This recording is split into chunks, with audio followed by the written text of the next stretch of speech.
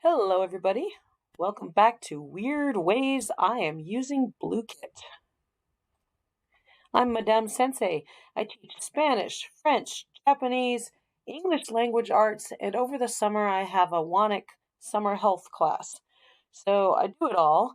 Come talk to me about this at the Minecraft Teachers Lounge, RockSem, Minecraft Education Ambassadors, Duolingo Educators Network, Teacher Excellence Lounge, World Language Teacher Lounge, or the Wayground Game Changers. I am a Wayground ambassador. I am a Minecraft ambassador. I am a certified Duolingo educator. Um, I think very deeply about what I do. So, our story today begins. I was thinking about Zipf's law, and I have a whole episode on this in my metacognition playlist, which I will link in the description. But basically, Zipf's law says that it's a power law, and it says that uh, the most common used word is used a certain number of times, and then the second most used word is used half as many times, and then the third most used term, and et cetera, et cetera. And I was thinking very deeply about how can I teach my students quickly, especially if I just focus on commonly used words.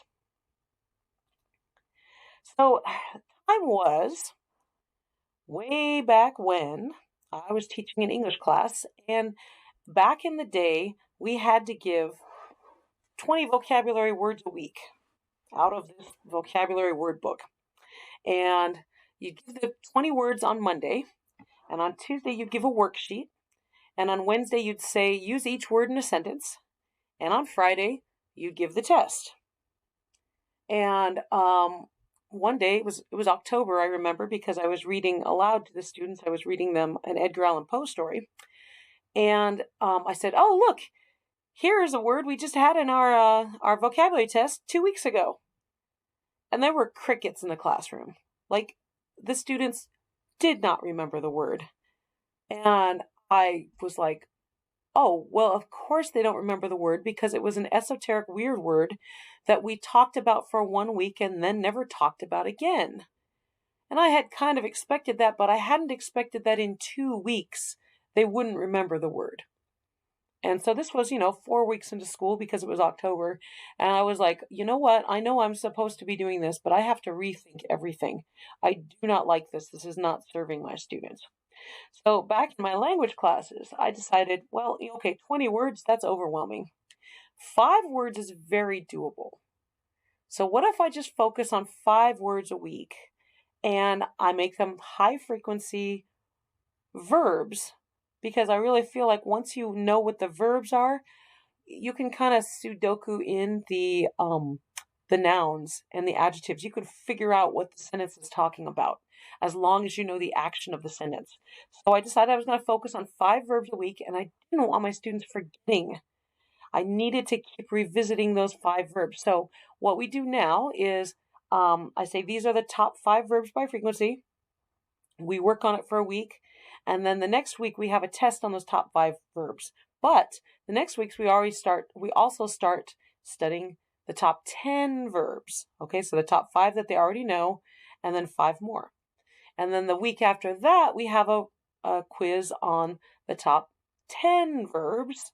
But by then we've already thrown in 15. So I'm always adding 5 to the mix, and we're getting tested on the previous 5, 10, 15, whatever. So at first, I did this on Microsoft Forms. And because we're Microsoft School District, of course, I'm in the Pacific Northwest, and if we used Google, there would be revolt from all the parents who work at Microsoft. So I did Microsoft Forms, and Microsoft Forms was so dry and so boring. But here's the problem. So the first week I'd give, hey, these are the top 5 verbs. And then the second week I'd say, these are the top 10 verbs, but they included the 5 from before. And then the next week, these are the top 15, and it included the 10 from before, because I keep wanting to revisit them, and I want to get them in my students' long-term memory.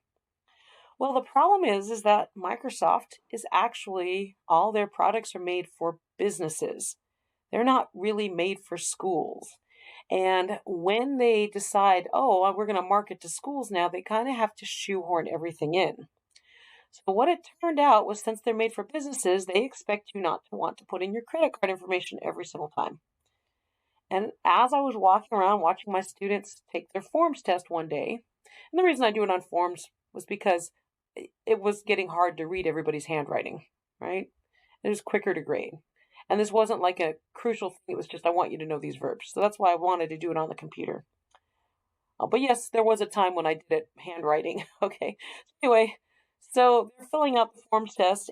I'm looking over their shoulder and it's auto-populating. And sometimes it's auto-populating with, do you want to spell it this way, which you got wrong on the last test, or do you want to spell it this way, and it was like, no, I don't want that. I want you to think. I want you to use your brain. So I kicked forms to the curb.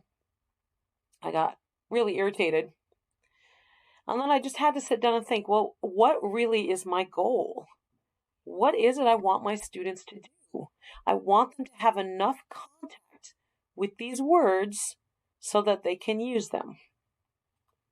Is my goal to say, nanny, nanny, boo, boo, you didn't study, I'm failing you? No, my goal is, okay, I want you to start studying now. I want you to have contact with these words. So getting back to, I talk about this a lot in my metacognition playlist. What are the 3 most crucial things you need to do to get fluent in a language? Okay. Repetition. Number 1, repetition is the key to success. What's the second most important? Repetition is the key to success. What's the third most important? Repetition is the key to success. So, once I discovered Blooket, I never looked back. I had been using Quizlet. I had been using Duolingo Tiny Cards when that existed. Blooket is so superior to everything. If you just want that repetition, Blooket is your go-to. So, look at this. Repetition, okay? We're doing 10 verbs here. This student answered those 10 verbs 92 times correct. This student answered those 10 verbs 140 times correct. This student answered and you might say, well, okay, this one was 15 verbs. But you might say, oh, that's kind of boring. No, it's in the context of a game. So we need that drill and kill in language. We absolutely need it. Actually, I think this one might have been 25 verbs at this point. But that repetition, so crucial. And with Blooket, I can easily look and say, okay, where are my students struggling? Pretty much everyone's getting être at this point. The ones who are misspelling it, I've been teaching long enough, they're probably spelling it E-T-R-A. Oh, this was early on, so I let them leave off the circumflex. But later on, I say, this, you have to type in the circumflex or it's going to be wrong. Avoir, they're probably confusing with être, okay? To do, to make, they're probably leaving off the E. To say, to tell, they're probably conjugating it because we see it a lot in our TPRS and all the stories we read and everything. So they're probably conjugating it instead of leaving it in infinitive form. All right, but I can easily look and say, what are they really struggling on? To show, they're probably putting an S in because I point out that it's related to demonstrate. But I can easily see, okay, we need to revisit this one because it's not, I want it up here. That there's enough students messing this up. We need to revisit it. I need to think of another game to teach that.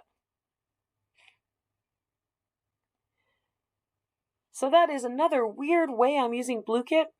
It is a wonderful flashcard game. Use it, leverage it for its repetition, and start pounding in those high frequency words. See you on the next one.